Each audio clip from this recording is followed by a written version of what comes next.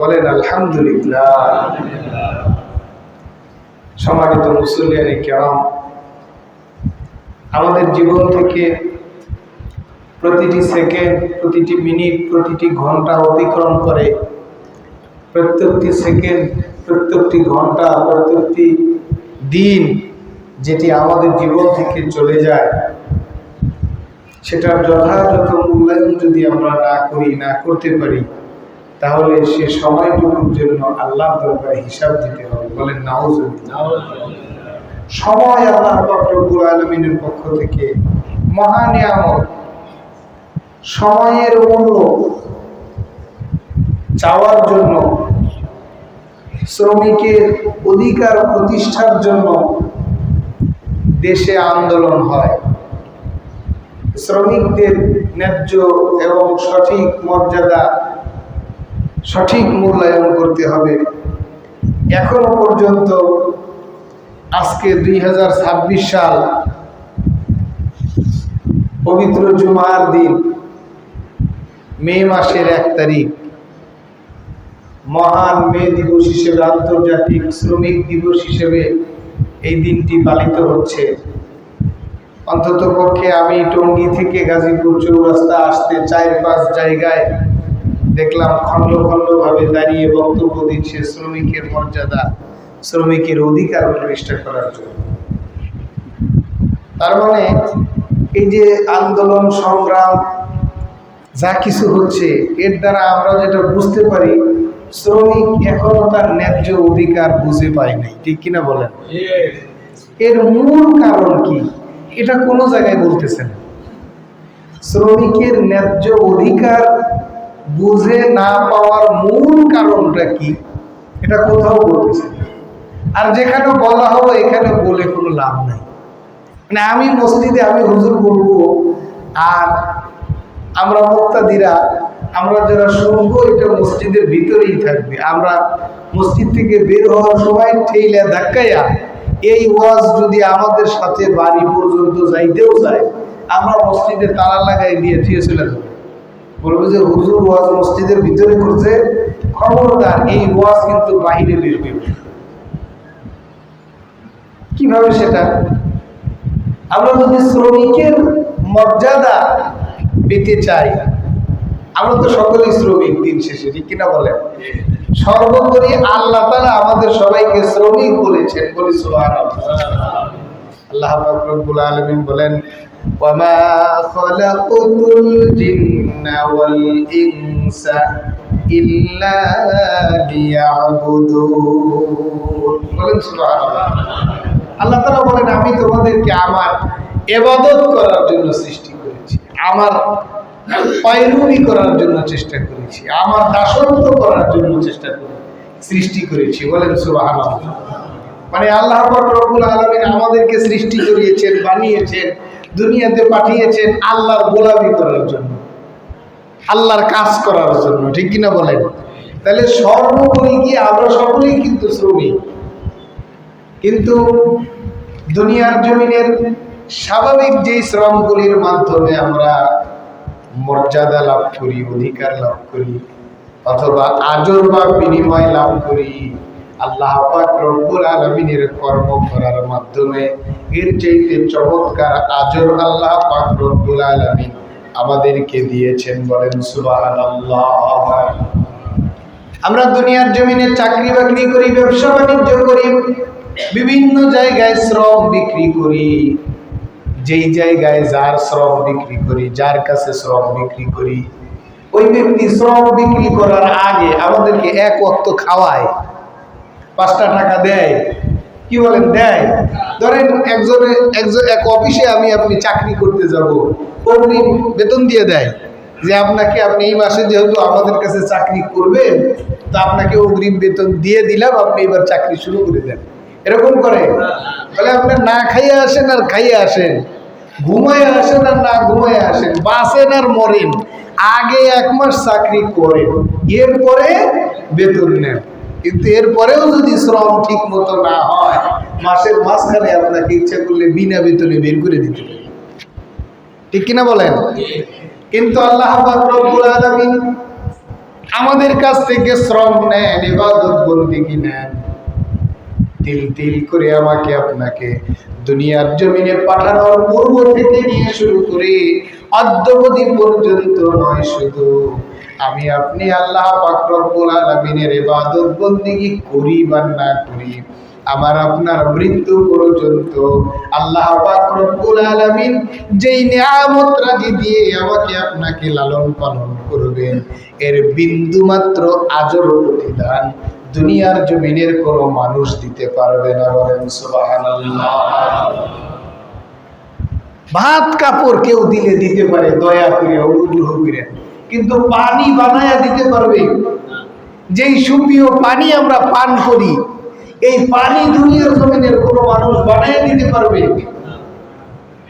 H2O, oxygen এবং হাইড্রোজেনের সমন্বয়ে যে পানি আল্লাহ পাক রব্বুল আলামিন তৈরি করে দেন, এটা যদি বিজ্ঞানীরা ল্যাবে তৈরি করে বানায় আমাকে আপনাকে পান করাইতে চায়, তাইলে আল্লাহ তাআলা যদি বলেন যে একদিনের অর্ধেক বেলা, বলবো যে দুনিয়া সব খালি পানির পিপাসায় মারা যাবে। বলেন সুবহানাল্লাহ। আল্লাহ পাক রব্বুল আলামিন সুপ্রিয় পানির ব্যবস্থা করেছেন, এরপরে যদি আবার আমরা কখনোই সুপ্রিয় পানির অভাবে পড়ে যাই, আল্লাহ পাক রব্বুল আলামিন সমুদ্রের পানি, নদীর পানি, খালের পানি, এমনকি সমুদ্রের লবণযুক্ত পানিকেও এটা রিপেয়ার করে খাবারের ব্যবস্থা করে দিয়েছেন। বলেন সুবহানাল্লাহ। যেটা সবচাইতে দামি, এটা আল্লাহ তাআলা সবচাইতে সহজ করে দিয়েছেন আমাদের জন্য। বলেন সুবহানাল্লাহ। কার ইবাদত করার জন্য? কার কাজ করার জন্য? আগে কাজ দিচ্ছেন না আগে ব্যবস্থা করে দিচ্ছেন?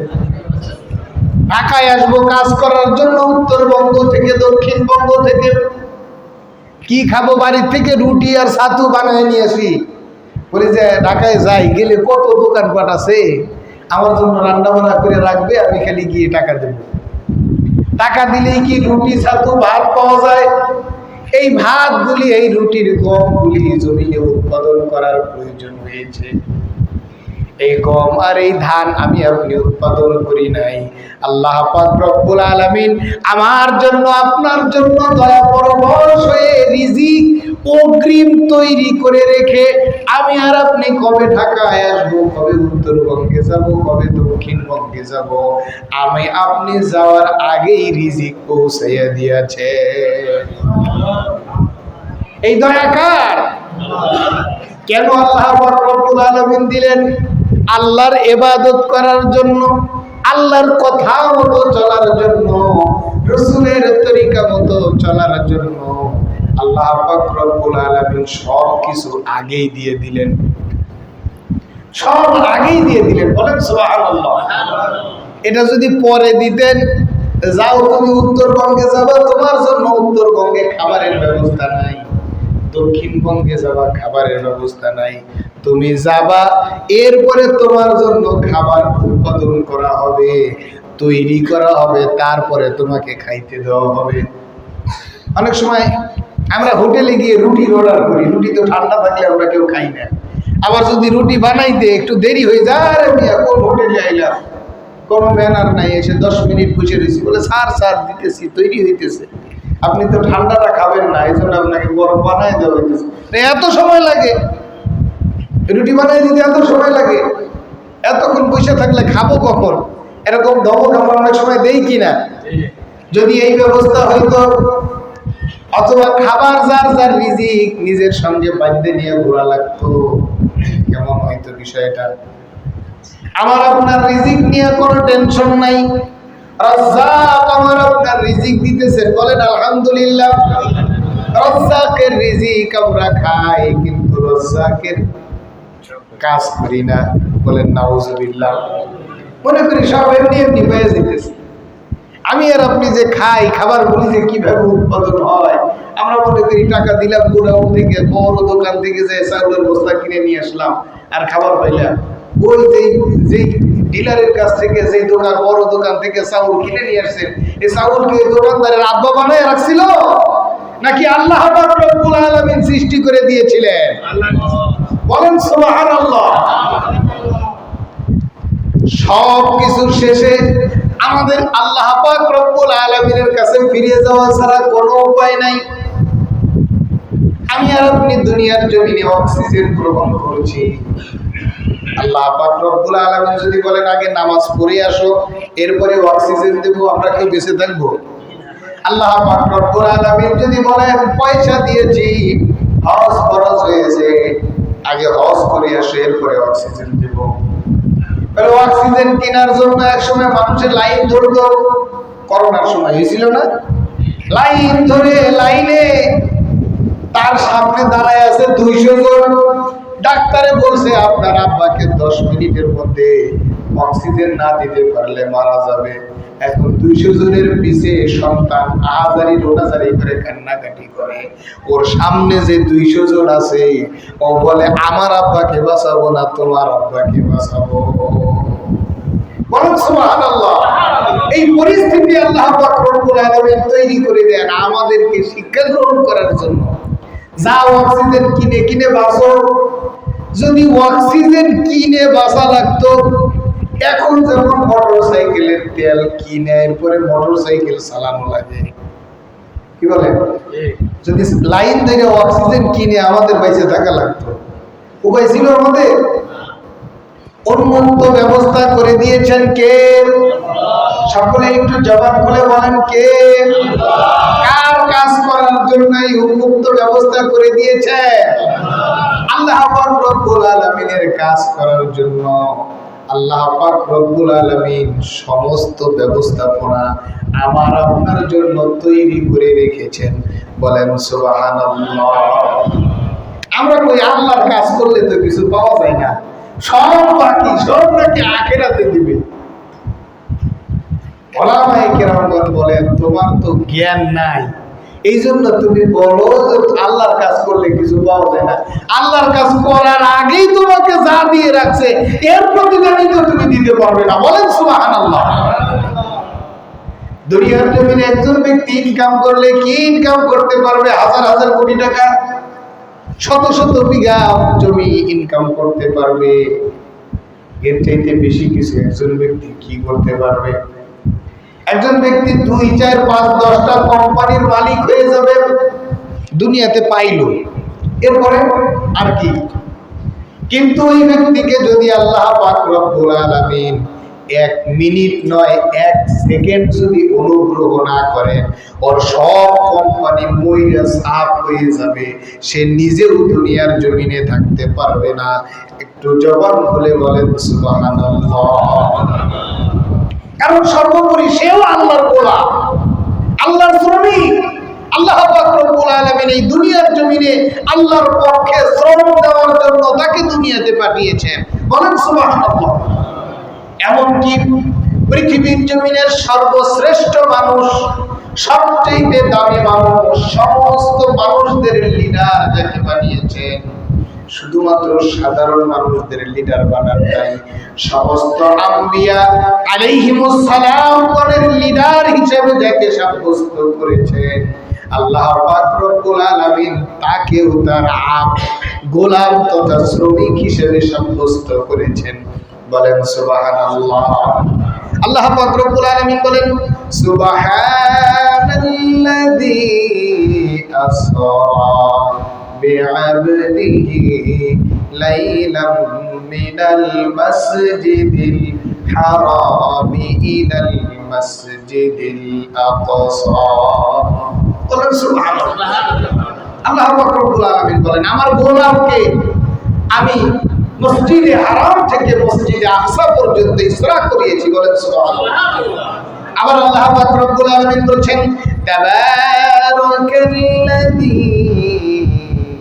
নাযালাল ফুরকানা আলা আবদিহি লিয়াকুনা লিল আলামিনা নাযীরা।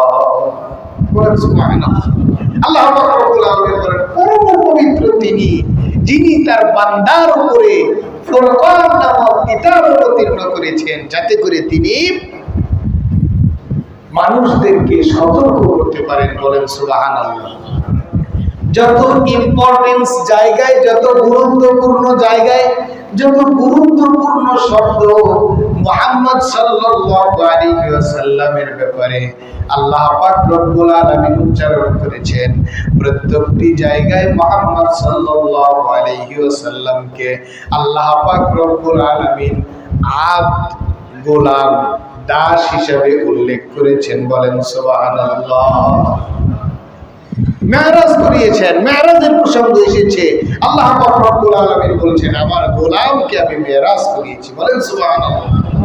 কোরআন নাযিলের কথা এসেছে, আল্লাহ পাক রব্বুল আলামিন বলেছেন আমার গোলামের উপরে আমি কোরআন অবতীর্ণ করেছি। বলেন সুবহানাল্লাহ। আমরা গোলাম হতে, আমরা শ্রমিক হতে ইতস্তত বোধ করি, আমাদের কাছে লজ্জা বোধ হয়, আমাদের কাছে মনে হয় আমি শ্রমিক। আমাকে শ্রমিক বললো, আমাকে গোলাম বললো, আমাকে দাস বললো। কিন্তু সর্বোপরি কোন ব্যক্তি যদি আল্লাহ পাক রব্বুল আলামিনের একনিষ্ঠ দাস, একনিষ্ঠ গোলাম, একনিষ্ঠ শ্রমিক হইতে না পারে, আল্লাহ পাক রব্বুল আলামিনের কাছে ওই ব্যক্তির জবাবদিহি করতে হবে। বলেন নাউজুবিল্লাহ। এজন্য আমরা সকলেই কার গোলাম? দিন শেষে আমরা সকলে আল্লাহ পাক রব্বুল আলামিনের গোলাম। বলেন সুবহানাল্লাহ। আল্লাহর গোলাম আমরা। কিন্তু আমরা দুনিয়ার জমিনে শ্রমের মর্যাদা পেতে চাই, শ্রমিকের ন্যায্য অধিকার প্রতিষ্ঠা করতে চাই আল্লাহর কালাম ছাড়াই, আল্লাহর কোরআন রাসূলের হাদিস ছাড়াই আমরা শ্রমিকের ন্যায্য অধিকার নিশ্চিত করতে চাই। এভাবে যদি আমরা 2026 সাল নয় কিয়ামত পর্যন্ত আন্দোলন করতে থাকি শ্রমিকের ন্যায্য অধিকার প্রতিষ্ঠা করার জন্য, শ্রমের ন্যায্য মর্যাদা পাওয়ার জন্য, শুধুমাত্র আমরা আন্দোলনই করতে পারবো, কিন্তু আল্লাহর কোরআন এবং রাসূলের হাদিস ছাড়া ন্যায্য অধিকার আমরা কখনোই পাবো না। সব জায়গায় শ্রমিকের অধিকারের ব্যাপারে কথা বলা হচ্ছে, শ্রমিকের এই অধিকার নিশ্চিত করতে হবে, ওই অধিকার নিশ্চিত করতে হবে, শ্রমিকের এই দাম দিতে হবে, ওই দাম দিতে হবে, এইভাবে করতে হবে, ওইভাবে করতে হবে। কিন্তু মালিক শ্রমিক সকলকে আল্লাহর বিধান অনুযায়ী কার্য সম্পাদন করতে হবে, এ শর্ত অধিকাংশ জায়গায় উচ্চারণই করতেছে না। ঠিক কিনা বলেন? এইটা কোনো কথা হইলে হুজুর, এই শ্রমিক দিবসে, এই শ্রমিক সমাবেশে এই কথা বলবে কি? বা এই কথা বলার কথা হুজুরেরা সব জায়গায় কোরআন হাদিস ঢুকায়। আমরা বলি সব জায়গায় যদি কোরআন হাদিস না ঢুকাইতে পারেন, কোন জায়গায় কোনো মর্যাদা, কোনো বিনিময়, কোনো আজর পাওয়া যাবে না। জবান খুলে বলেন না হুজুর। শুধুমাত্র শ্রমিকের মর্যাদা নিয়ে কথা বললে হবে না, শ্রমিককেও সংশোধন হতে হবে। শ্রমিকের মর্যাদা কিভাবে দিতে হয়? আল্লাহর রাসূল সাল্লাল্লাহু আলাইহি ওয়াসাল্লাম 1400 বছর পূর্বে বিশ্ব মানবতাকে দেখিয়ে গিয়েছেন। আল্লাহর রাসূল সাল্লাল্লাহু আলাইহি ওয়াসাল্লামের চিরন্তন অমীয় বাণী, আতুল আজির আজরহু ক্বাবলা আইয়াজুফা আরাফাহু। আল্লাহর রাসূল সাল্লাল্লাহু আলাইহি ওয়াসাল্লাম বলেন, তোমরা শ্রমিকের শ্রমের বিনিময় দিয়ে দাও তার শরীরের ঘাম শুকানোর আগেই। বলেন সুবহানাল্লাহ। শ্রমিকের শরীরে কাজ করার পরে তার ঘাম শুকানোর আগেই কি করে দাও? তার মর্যাদা, তার মূল্যটাকে দিয়ে দাও। বলেন সুবহানাল্লাহ। আর আমাদের দেশের মালিকেরা 3 মাস 4 মাস বেতন আটকা রাখে, এরপরে বাড়িতে কাজ করলে তার কাছ থেকে আজর উঠানোর জন্য, শ্রমিকের শ্রমের মর্যাদা নেওয়ার জন্য দিনের পর দিন ঘুরতে ঘুরতে, এমন অনেক মালিকের বাড়ি আছে শ্রমিক কাজ করে পরে চিন্তা করে ওর বাড়িতে যদি টাকা চাইতে গেছি, এই কয়েকদিন যদি অন্য জায়গায় কাজ করতাম তাহলে সেটি বেশি মূল্য পেতাম, আর চাইতেই যাব না। এরকম শেষরা মালিকও আছে না নাই? যে কাজ করাইছে কিন্তু আর পয়সা দিতে রাজি নেই, এই আজকে তো নাই, কালকে আইসো। কালকে গেলে বলে আজকে তো পাওয়ার কথা ছিল, পাই নাই, শুক্রবারে এসে। শুক্রবারে গেলে বলে একেবারে শুক্রবারে বলছি জন্য সকালবেলা উপস্থিত। শুক্রবার কি সকালবেলায়? বিকেলবেলা শুক্রবার থাকে না, বিকেলবেলা দেখা কইল। বিকেলবেলা দেখা করতে গেলে বলে যে আইছিলে সকালবেলা, আবার বিকেলবেলায় এসে করছে, একটু ধৈর্য ধরো, টাকাটা পাইয়া নি আমি তো তোমাকে দেব, এরকম ভাবে ঘুরানোর লোক আছে না নাই? কিন্তু আল্লাহ রাসূল সাল্লাল্লাহু আলাইহি ওয়াসাল্লামের এই বিধান, এই নির্দেশ যদি ওই ব্যক্তির কর্ণকুহরে প্রবেশ করত, তাহলে সে শ্রমিকের মর্যাদা না দিয়ে পারত না। আল্লাহ রাসূল সাল্লাল্লাহু আলাইহি ওয়াসাল্লাম মালিককে নির্দেশ দিয়েছেন, তোমার বাড়িতে যারা কাজ করবে, তোমার কাছে যারা শ্রমিক হিসেবে শ্রম দিবে, তুমি যা খাবা, তোমার বাড়িতে যে শ্রম দেয় তাকেও তাই খাওয়াবা, তুমি যা পরিধান করবা তাকেও তাই পরিধান করাবা। যদি তুমি তার সঙ্গে এমন সদাচরণ করতে পারো, তাহলে কাল কিয়ামতের কঠিন ময়দানে তোমাকে আর আমাকে আল্লাহ পাক রব্বুল আলামিন একসঙ্গে হাসর নাসর করাবে।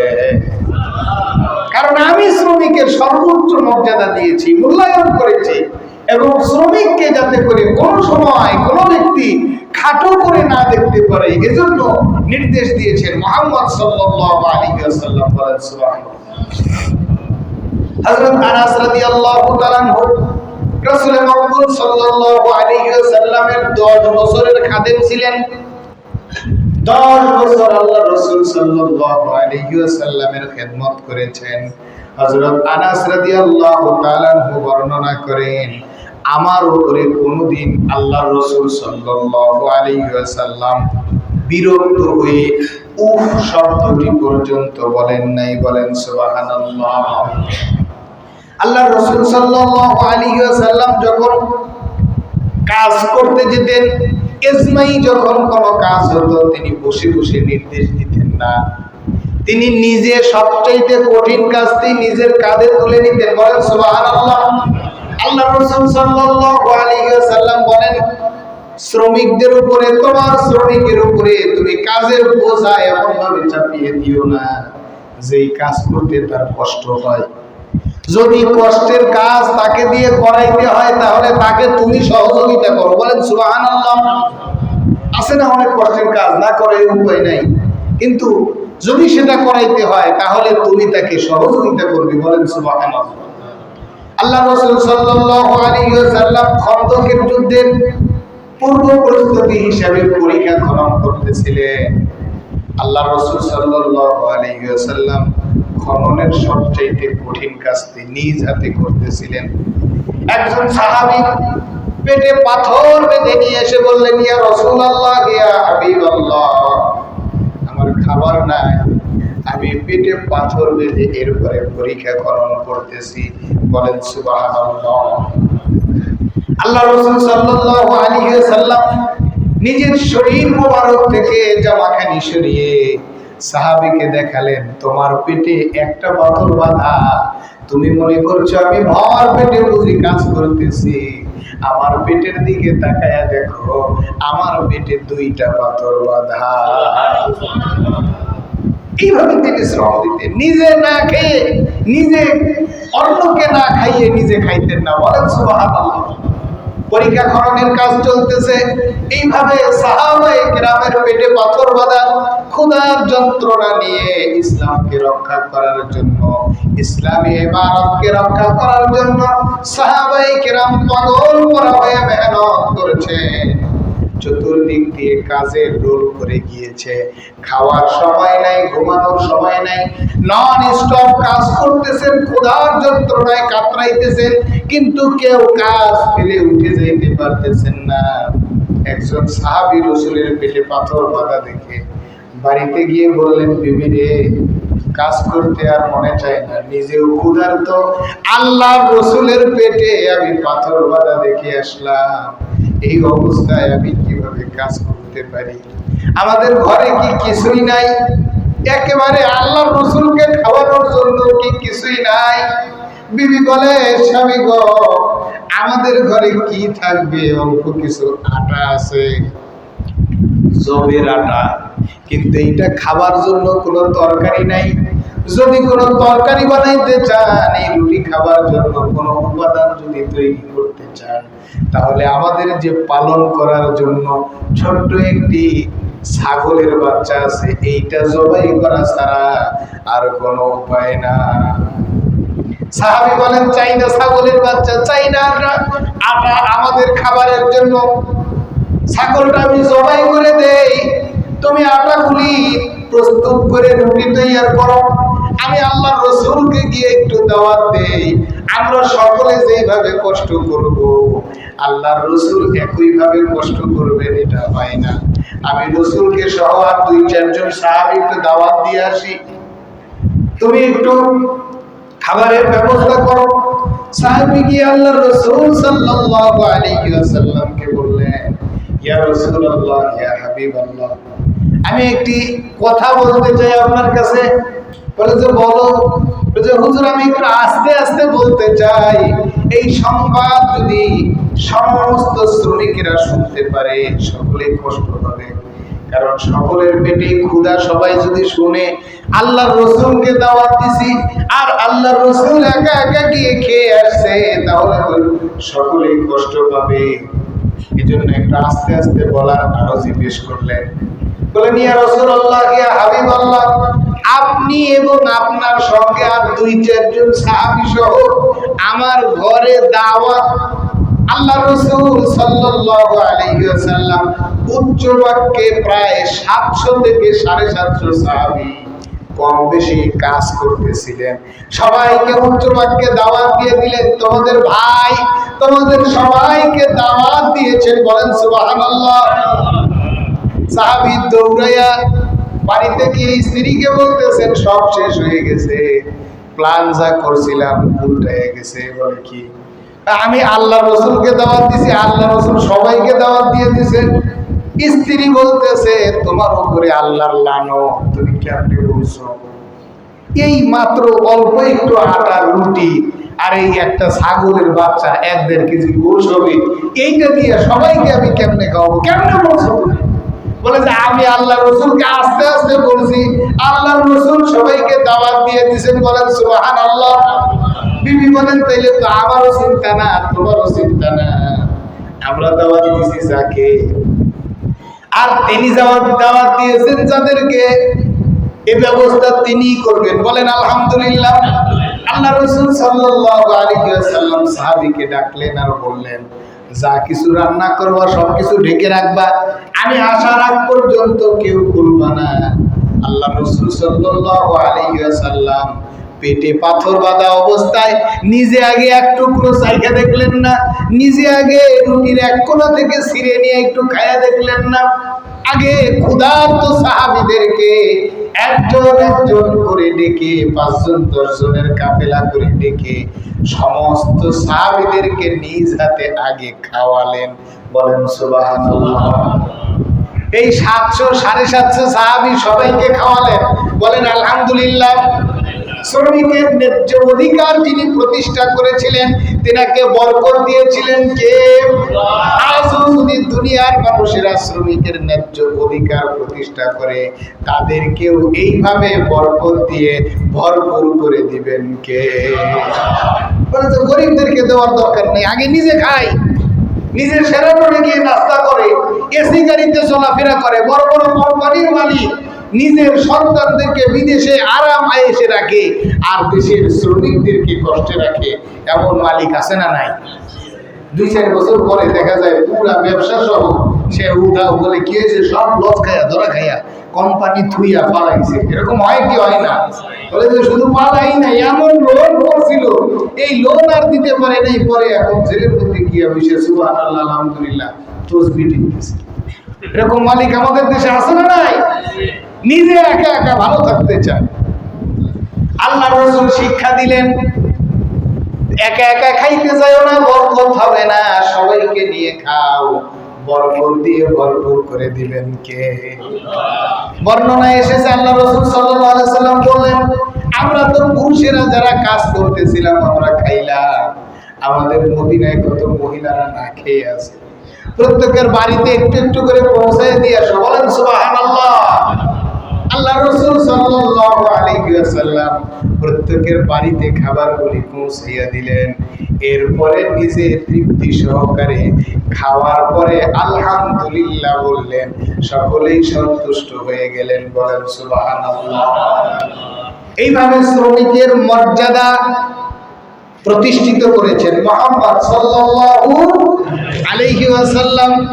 তিনি শিক্ষা দিয়েছেন আমাদেরকে শ্রমিকের মর্যাদা, শ্রমিকের মূল্যায়ন কিভাবে করতে হয়।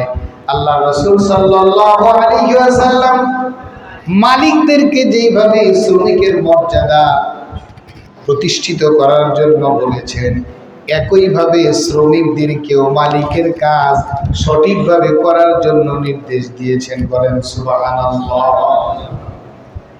আমাদের গ্রামগঞ্জে ধান লাগানোর সময়, ধান কাটার সময় যদি কামলা নেয়, মানে এটা রোজ হিসাবে নেয় যে দিনে তোমাকে 500 টাকা দেওয়া হবে, দিনের সকাল 7টায় যাবা, আসরের আগ পর্যন্ত কাজ করবা, তাইলে কাজের গতি থাকে একরকম। আর যদি বিঘায় 5000 টাকা দেয় যে তুমি যতক্ষণে পারো কাইতে শেষ করে দিবা, মানে চুক্তি, এটা দিলে এই কাজের গতি থাকে আরেক রকম। ঠিক কিনা বলেন? কি বলেন? এরকম হয় না? আপনারা জানেন না? বলে যে চুক্তি কাজের গতি আলাদা। কারণ চুক্তি কাজ করলে তো নির্ধারিত সময়ের আগে টাকা পাওয়া যেতেছে। এই জন্য যদি মালিক কোনো মতে যে দিন বাউ কাজের জন্য নেয় যে একদিনে তোমাকে 500 টাকা বা 600 টাকা দেব, তাইলে কাজের গতি থাকে একরকম, আর চুক্তি দিলে কাজের গতি থাকে আরেক রকম। বলেন নাউজুবিল্লাহ। আবার শ্রমিকেরাও মালিকদেরকে কাজে যদি ফাঁকি দেয়, এজন্য তারা ধরা থাকবে কার কাছে? আল্লাহর হাবিব সাল্লাল্লাহু আলাইহি ওয়াসাল্লাম শ্রমিকদেরকে সতর্ক করেছেন, তোমরা তোমাদের মালিকদেরকে ফাঁকি দিও না। মালিকদেরকে যদি ফাঁকি দাও, তোমাদের মালিকেরা ফাঁকিতে পড়বে না, তোমরা নিজেরাই ফাঁকিতে পড়ে যাবা। অনেক শ্রমিক আছে ফাঁকি, এমন ফাঁকি দেওয়া দেয়, মানে ডাকাতি করে, মালিকের একেবারে 10 নামায়া ফেলে। ধরেন হোটেল ব্যবসা, শ্রমিককে যদি দায়িত্ব দেয় যে তোমার দায়িত্ব দিলাম, হোটেল খালি পয়সা খায় না, হোটেল সুন্দর খাইয়া এরপরে সাফ করে দিয়ে যায়। পরে কয়েকদিন পরে যদি জিজ্ঞেস করে কি ব্যাপার, এই হোটেলটা বন্ধ কেন? এইটা বন্ধ হওয়ার কারণ হলো মালিক শ্রমিককে দায়িত্ব দিছিল। এরকম ঘটনা আমাদের দেশে ঘটে কিনা? বলে যে এই ব্যবসাটা ধ্বংস হলো কেন, এই দোকানদার থাকলো না কেন? বলে মালিক সময় দিতে পারে নাই। মানে মালিক সময় দিতে পারে নাই, তাইলে তার কর্মচারী তার উপরে ইনসাফ করেছে না বেইনসাফি করেছে? আমার প্রিয় ভাইরা, আমার প্রিয় বাবারা, আমরা দুনিয়ার জমিনের আজর পাওয়ার জন্য, শ্রমিকের অধিকার প্রতিষ্ঠার জন্য আন্দোলন করি। যারা বেইনসাফি করে তাদের বিরুদ্ধে আন্দোলন করার দরকার আছে। 100% আন্দোলন করতে হবে। আন্দোলন না করলে তো হবে না। আন্দোলন না করলে হয়, এই যে যাদের 3 মাস 4 মাস বেতন বাকি, তারা করবে কি? তারা আন্দোলন করতে যায়, সেটাও আবার পুলিশের লাঠির বাড়ি খায়। আমার কাছে এই বিষয়টা খুব কষ্টকর মনে হয় যে যখন শ্রমিকেরা দাবি নিয়ে আসলো যে আমাদের 3 মাসের বেতন বকেয়া, আমাদের বেতন কেন পরিশোধ করা হচ্ছে, যখন আসলো, এর আগে নাই প্রশাসন, স্থানীয় প্রতিনিধি, স্থানীয় জনগণ, সরকার প্রধান কেউ জানলো না। কিন্তু যখন শ্রমিকেরা বের হয়ে আসলো যে আমাদের 3 মাস 4 মাস 5 মাসের বেতন বকেয়া, আমরা ঘরে থাকতে পারতেছি না, ভাড়া দিতে পারতেছি না, সন্তানদেরকে খাওয়াইতে পারতেছি না, দোকান থেকে বাকি নিতে পারতেছি না, তখন ওই শ্রমিকদেরকে কেন লাঠিচার্জ করা হবে? তখন ওই মালিককে ধরে রাস্তার উপরে এনে লাঠিচার্জ করা লাগবে। জবান খুলে বলেন ঠিক কিনা? 3 মাস হয়ে গেছে, তুমি তোমার গাড়ি কেন? তোমার গাড়ি বিক্রি করে দাও। তোমার কোম্পানি কেন? তোমার কোম্পানি বিক্রি করে দাও। কিন্তু শ্রমিকদেরকে তুমি তার শ্রমের মর্যাদা দিতেছো না কেন? বিচার হয় না। যারা মালিক পক্ষ রয়েছে তাদের কোনো বিচার হয় না। তারা তো বড় মানুষ, তাদের বড় বড় মাথা। কারণ তাদের যারা বিচার করবে তাদেরকে মাছের মাথা খাওয়ায় ঠান্ডা করে রাখে। বলেন শ্রমিকদের বেতন দিতে গেলে এখন প্রায় 2-4 কোটি টাকা দিতে হবে, এর সাথে আমার স্যারকে 2 লাখ দিয়ে ঠান্ডা করে রাখি। তাহলে এমনি ওগুলাকে বাইরে রাস্তা থেকে উঠাই দিবে। ঠিক কিনা বলেন? এসব কিছুর মূল কারণ হচ্ছে আল্লাহর কোরআন আমাদের সমাজে প্রতিষ্ঠিত না, রাসূলের হাদিস প্রতিষ্ঠিত না। আমরা যদি শ্রমিকের অধিকার প্রতিষ্ঠা করতে চাই, শ্রমের মর্যাদা যদি সঠিকভাবে পাইতে চাই আর দিতে চাই, আল্লাহর কোরআন আর রাসূলের হাদিসের বাহিরে চলা কোনো উপায় নাই। একটু জবান খুলে বলেন ঠিক কিনা? আল্লাহর কোরআন এবং রাসূলের হাদিস শ্রমিকের উপরে মালিকের উপরে বাস্তবায়িত থাকলে শ্রমিকের শ্রমের মর্যাদা নিয়ে টেনশন করতে হবে না, মালিকের শ্রম নিয়ে টেনশন করতে হবে না। জবান খুলে বলেন আলহামদুলিল্লাহ। আল্লাহ পাক রব্বুল আলামিন প্রতিটি ক্ষেত্রে আমাদেরকে আল্লাহর কোরআন এবং রাসূলের হাদিস অনুসরণ অনুকরণ করার তৌফিক দান